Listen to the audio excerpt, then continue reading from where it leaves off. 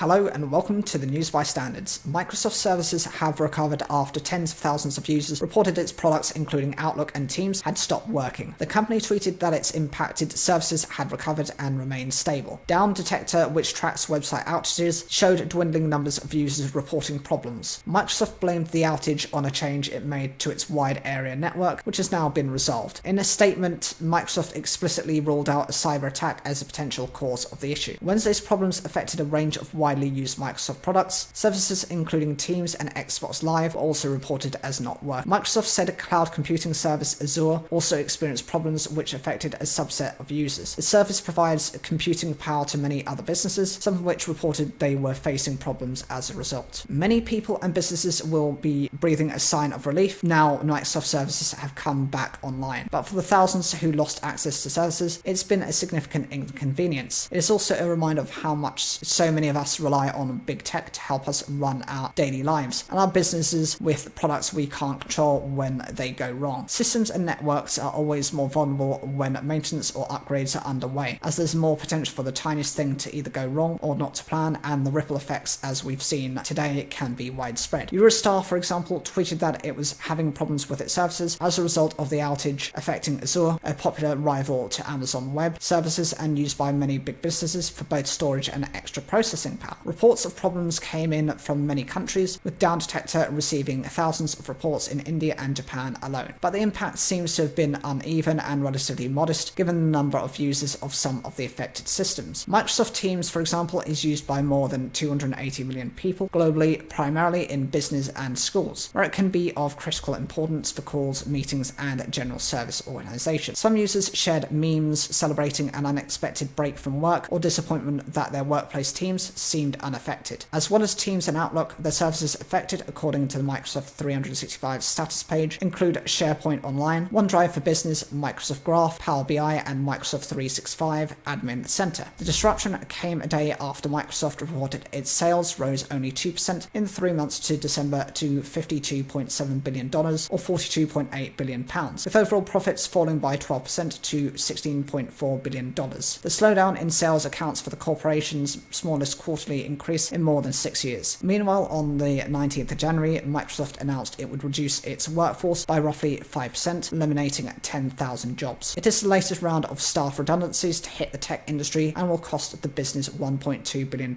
in severance and reorganization costs.